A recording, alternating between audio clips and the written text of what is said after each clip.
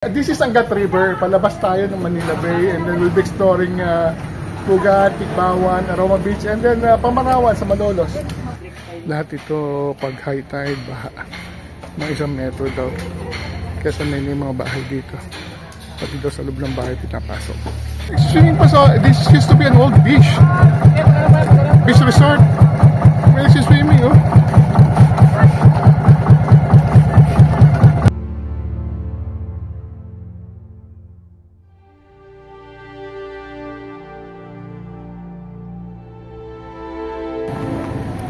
Hello mga kasenyor, narito tayo ngayon sa bayan ng Hagonoy dito sa Bulacan. Isa sa lugar na badly affected by rising seawater. Sabi nila this is being brought by several factors, human and man-made. Una is global warming, number 2 is yung groundwater extraction, ang isa is yung pagtambak ng Manila Bay, at ang isa pa is yung insufficient flood control project. So tara na, samahan nyo kami at ikutin natin ang magandang bayan ng Hagonoy na ngayon ay epektado ng baha at high tide at iba pang natural at saka man-made factors. Puntahan natin ang mga lumubog na isla at ang mga kalsadang binabaha. Tara na, ikutin na natin ang Hagonoy.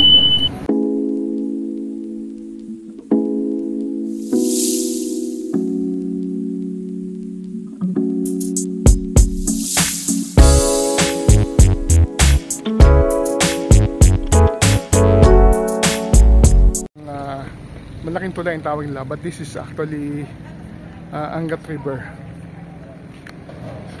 So dito yung sakayan papuntang Pugat, Tigbawan, Aroma Beach. So dito yung mga sakay.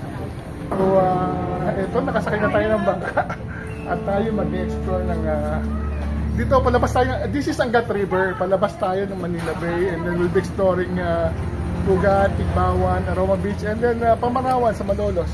So we're excited to do this because makikita natin yung epekto ng climate change, yung rising flood water, rising sea waters, particularly this part of Bulacan, because this is the most vulnerable province, sabi nila, because 3 times now the global rise ang nangyari still in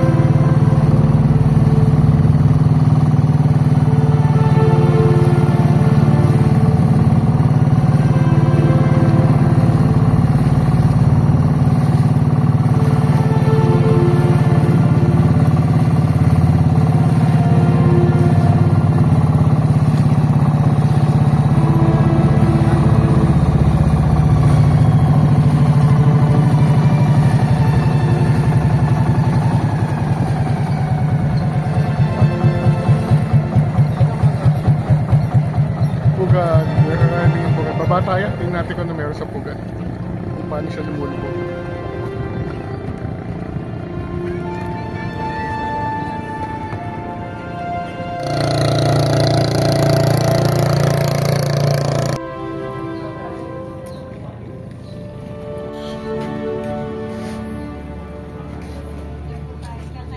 May tubig to? Oo, lubog ko lang kagabi. Ah, lubog to paggabi? Ano saan ang tubig kaya dyan? Ah, eto. Ilalagay na ng harang yung mga bahay. Lubog ko yung kagabi.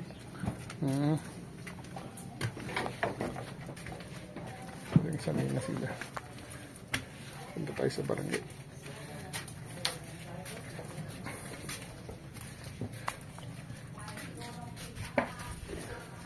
Low tide pa ngayon. Low tide. Gabi po ang high tide nila. Yan, binabaha itong lugar. Ito, lubog daw ito paggabi. Ito hindi nadaanan natin. Hindi siguro ang marka ng tubig.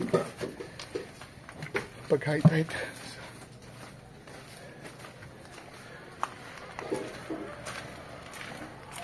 Yung barangay. Ah, pati simbahan siguro nilulubog. So, nilulubog daw itong simbahan nila.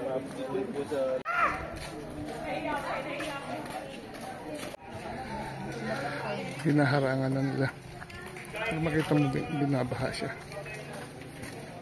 Yung bangkayang Victory Line. Saan? Kala may break time. Lahat ito pag high tide, baha. Mga 1 metro daw. Kaya sanay na yung mga bahay dito. Pati daw sa loob ng bahay pinapasok. Pagi na ng buhay mo, may marisda.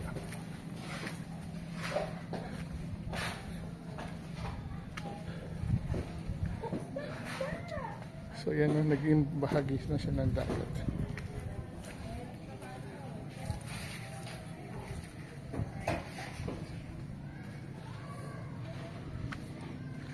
So ngayon swerte tayo dahil mababa. Pero pag high tide hindi na malalakaran. So ginagawa nila, naglalagay sila ng harang sa dagat. Pero mapipigilan mo ba ang tubig? Papasok at papasok din siya.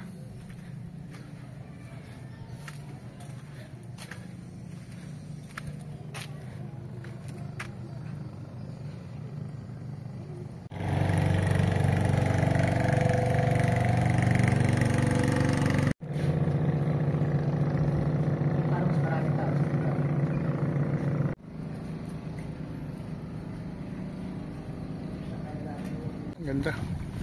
Yan si Kuya. Kuya, kaway ka Kuya. Yan. Hello, welcome to my vlog. Welcome to my vlog. Okay. So now leaving to the next destination sa Lighthouse tayo.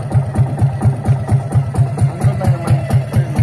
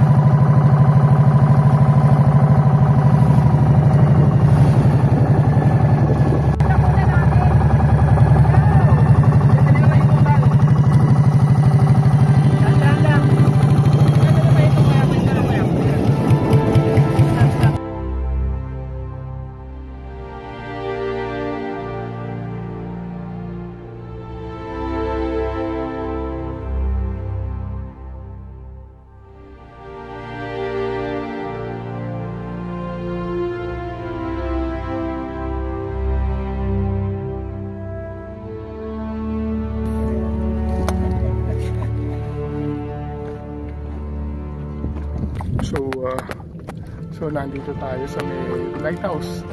Ito pala yung parang indicator na kung saan yung boundary ng Manila Bay tsaka Angat River, yung lighthouse na yan sa likod natin. So I'm glad na nakita natin talaga. Tumilaw ba yung lighthouse na yung paggabi? Automatic na raw. Siguro solar na.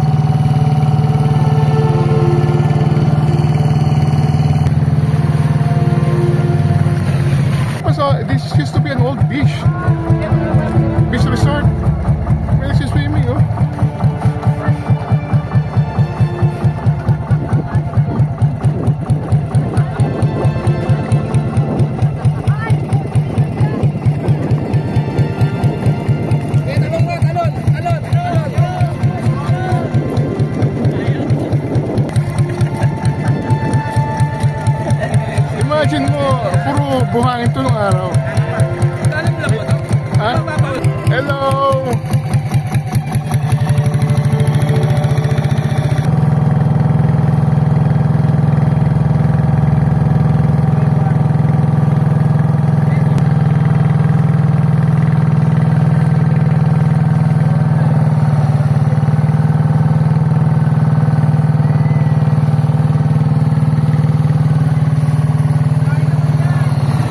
Pakain naman!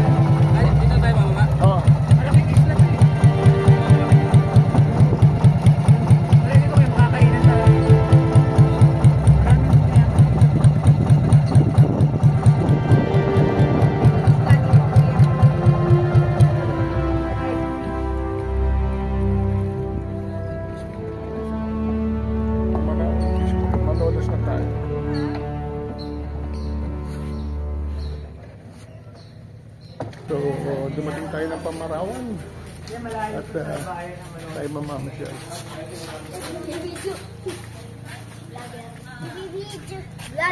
Hello, hello. Mga dry fish. Masarap to.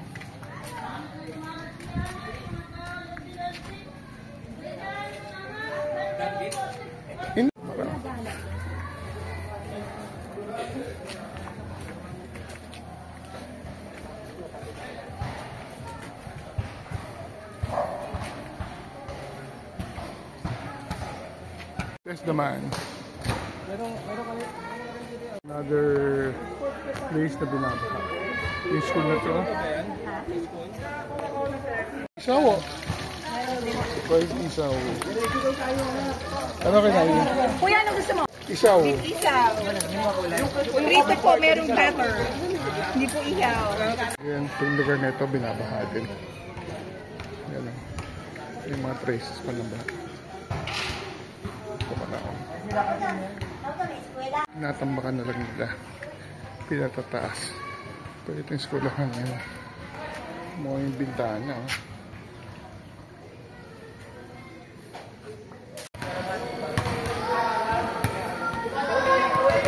Mga kabahayan.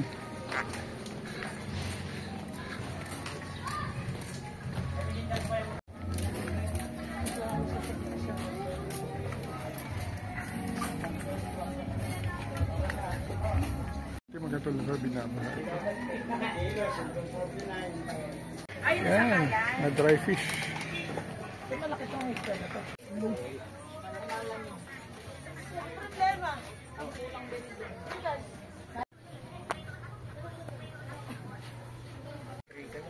Dried eel. Palos yan, hindi yan malabanos. Malabanos. Malabanos yan?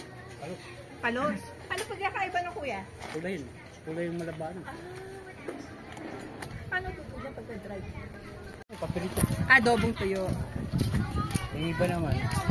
Luyan din. May biglaan tayo. Ano Ano. pusa ako? Pagkana pa tayo ng kanin at saka tayo kakain dito sa Ano kaya yung gulay o yung...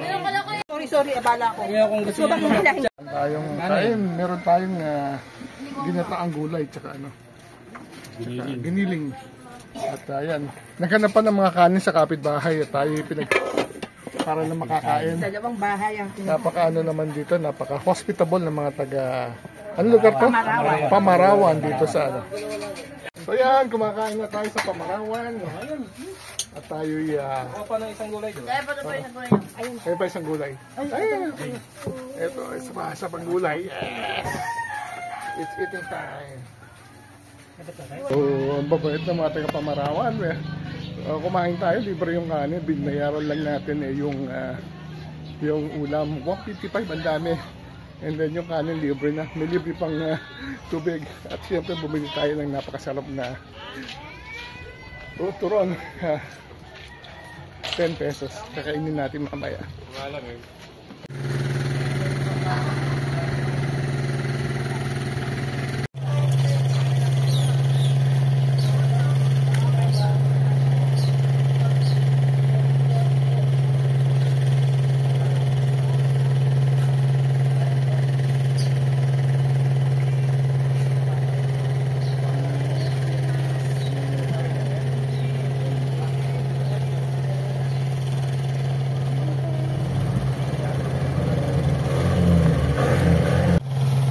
galing ng Malolos yan, bayan. 50 pesos lang pamasahe papunta dito, Pamarawan. From Fishport sa Malolos.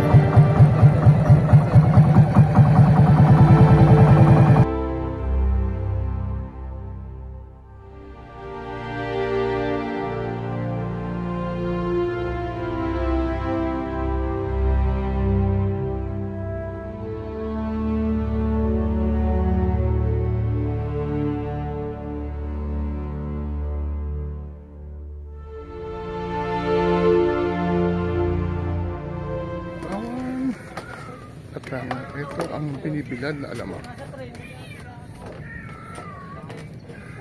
Bango. Sarap iluto oh. Sangag.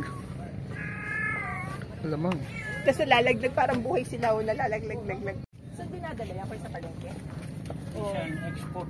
May umu-order. Isang balot. Isang sa Balot? Ito binibilad. Bilada na. Parang isda. Kilala Ito, mo fishman. Oh. Ito yung mga hindi namimili. Nice. In the day, deliver.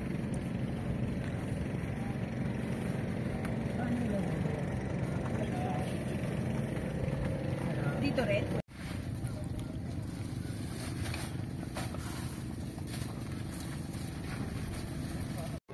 Pinapak na ang mga ano. Stationary pala po. Tayo 200. Ang dami pala na 1 kilo. 700. Tignan natin, marami tayong magawang luto dito. Ito, for delivery na yan. No? Tayo dyan, punta na tayo sa main Pamarawan. Ayan. Doon ang pinaka-isla ng Pamarawan. Hindi pala. Tigbawan pala, hindi pala Pamarawan doon. So nakabili tayo ng ating hipon. Yan. Yan natin nabili yan. Tigbawan. Walang may ganyang every. Talaga. Now to main Tigbawan. Tignan natin kung merong dry fish.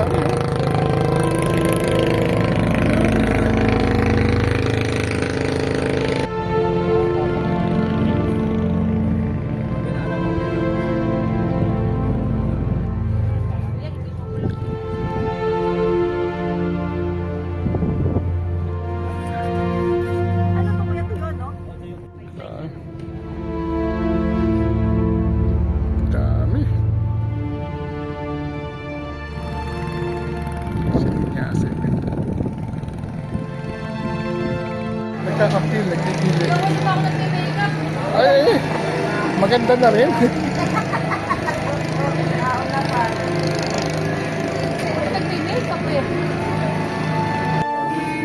Sizing. So, iba ba size na?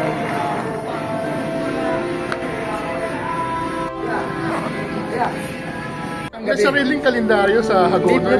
Pinoprovide ng munisipyo. Provided ng munisipyo. Tapos naandyan ko. Kaya ito yung tubig natin, mamaya malalaki at 3.6 ng taas ng tubig. 3.6. Around 11:47 p.m. Provided na pala sila. So, alam nila in 1 year kung ano yung... Ayan, yung mga 3.6 na yan, 3.6 So, halos lahat ng bahay meron tuhod din. na dyan sa kalsada yan. High tide, low tide. Oh, high tide doon. Yan ang pinaka-peak niya, peak. 11:47. Yan pinaka-peak hour niya na... So, halos lahat ng bahay meron ito para alam. Pero binibigyan natin yung isa kadakan.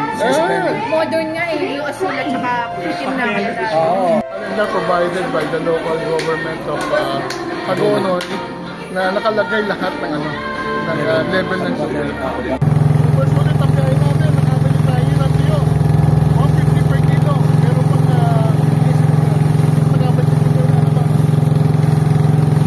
200 per kilo. So, marami na tayo sila. For 2 months, 3 months. Dito lang sa Hagonoy natin nabili lahat.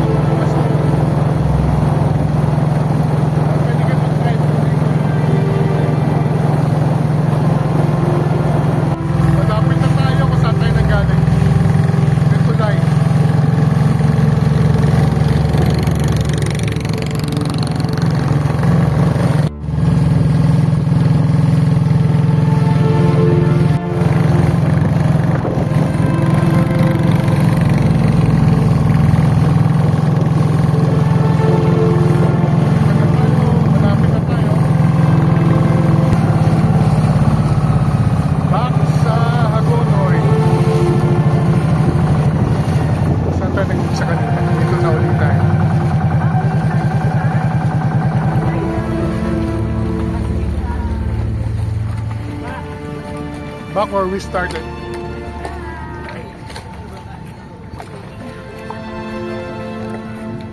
Ito yung mga paradahan ng bangka. Sa ilalim ng tulay, dito kayo sasakay. 50 pesos ang pamasahe. Ito. Si JB.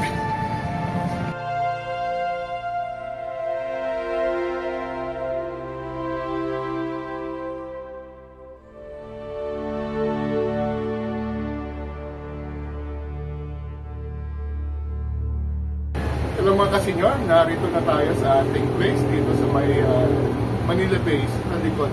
Nakikita natin ang mga maraming pagbabago sa Manila Bay. Ngayon nakita natin na yung reclamation project dyan at yung mga naging epekto dito. Lalo na sa mga lugar na naapektuhan ng rising seawater tulad ng pinuntahan natin kahapon ng Hagonoy.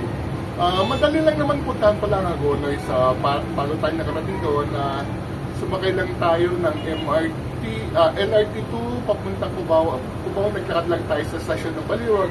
Pagdating natin sa Baliwag Transit, sumakay tayo ng diretsong bus papuntang Hagonoy. Ito pala yung dumadaan sa may old road, old highway ng Malolos, Paumbong at finally sa Hagonoy. Pagdating na Hagonoy mula doon sa bus terminal, sumakay naman tayo tinatawag na Tikling. Ito yung matataas na tricycle papuntang bayan. Kaya pala matataas ang tricycle dahil ang Hagonoy ngayon ay lubos ng binabaha. So, pagdating ng bayan, pinuntahan natin ang simbahan, pinuntahan natin yung historical marker kung saan nangyari yung pagipaglaban ng mga original settler ng Hagonoy noong 1571 laban sa mga mananapog ng mga Kastila. Inikot din natin ang plaza na lumubog na ngayon, ang munisipyo na tinatambakan dahil lumulubog na rin.